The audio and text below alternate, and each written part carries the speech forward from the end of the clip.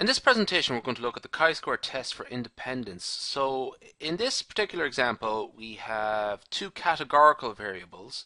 We have flight type, first class, business, economy. Okay, that's the levels or the possible values of one variable called flight type. The other variable we have here is destination. So we're just going to break it up into two parts. Two levels, so to speak, domestic flights and international flights. Okay, so we have two categorical variables. The first one would be, let's say, destination, and the other one would be flight type. Okay, so that's what this test is about, categorical variables like that, chi-square test. Now, so this particular question is, one of the questions on a Business Magazine's subscriber study was, in the past 12 months, when traveling for business, what type of airline ticket did you purchase most often? And the data was obtained below. Okay, now so we have the number of people out of this survey who bought first class tickets for domestic flights and first class tickets for international flights. Likewise, business executive class, how many bought them for domestic flights and how many bought them for international flights, and so on. So what we want to do is sort of see, is there a connection between the destination and what type of purchase you would make. For example, just a little bit of background to it. For example, if it's a domestic flight, it might be short distance, so it's not that much of a big deal going economy or first class or whatever. So that's whereas an international flight, you might be on the airplane longer, so creature comforts are more important. Is there a connection between the two? So I'm just going to sort of scroll down a little bit more. Using a 5% significance level, test for the independence of flight type and type of ticket. Okay, sorry, destination. Actually, that should be the little typo on my part. I actually just rearranged the question. Destination type. So the type of flight and the destination. Okay, the type of ticket and destination actually. Anyway, let's move on from that. So the first thing we're going to do is you might notice I've left, and here I've just left these all blank, but this is the first thing you do. Sometimes you might be given them, okay, but if not, you must include them. So how many first class tickets do we have? Well, we have 120, 65 plus 55. How many business executive class we had 240.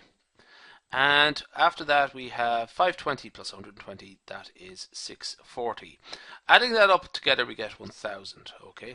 But let's just get the row totals, the column totals as well. So 520 plus 140 plus 65 gives us 725. So 725 were domestic flights and 275 were international flights, okay? By the way, the row totals and the column totals must add up to 1000. Okay, so that's the first part done. So next thing we are going to do is calculate the cell values expected under the null hypothesis. Now, the null hypothesis is that there is no association between flight type and destination type. So remember what that means. It doesn't matter how long you're going to be in the plane. If you're going to buy a economy class ticket, you're always going to buy an economy class ticket, doesn't matter where it's going. The alternative is that there is an association between flight type and ticket type, actually will be a better word. Ticket type and destination type. So I'll just make that ticket type. Okay, and destination type. And so if you're on an airplane longer, you're going to be concerned about comfort more. So there might be an association between how long you're on the airplane and which would be sort of related to the destination. Now, the expected value for each cell is the column total times the row total, or vice versa, divided by the overall total. Okay, so what I have here is the row totals and column totals all over again, and the overall total down there at the bottom is 1000. So I'm going to do it for this one here first. So I'm going to do it for this cell here. The row total, I'm just going to scroll down a bit. The row total is 120. The column total is 725. Okay, so it's That's the column total, that's the row total, and the overall total is 1000. Okay, so that's a little bit of calculator work. The answer I would make to be 87. Okay, so the answer to that one is 87. Okay, now I'm going to do it for this one here as well, this cell here, business economy domestic. So that is 240, which is the row total. The column total is 725 again, all over 1000. Okay, I make that to be 174. Okay, now remark, you don't need to do all the full calculations for all the cells. What does that mean? Essentially, that means that 87 here, we have 87, and whatever 87 is for domestic flights, whatever there is for international flights still must add up to 120. So this cell here is going to be 33 because that is the difference between 87 and 120. Okay, sorry, just start that again. That is going to be 33 because that is 120 minus 87 is 33. And likewise for this one here, the answer is going to be 66 because it's 240 minus 174.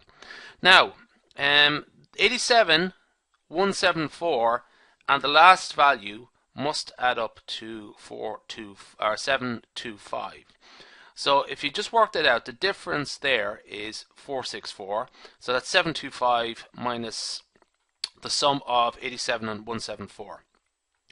And likewise, this must be 176, just so that this economy total will go back up to, the row total for economy will go back up to 640. Okay, so you only need to do a certain amount of cells the long way, like this down here. You only need to do a certain amount before you're able to deduce the rest of them, because the row totals and column totals are permanent, they're constant terms there, so they don't change. So the row totals and column totals must stay the same. So that's just a blank page for the extra calculations. Now what we're going to do is calculate the test statistic. I'll tell you what, I might just stop this here and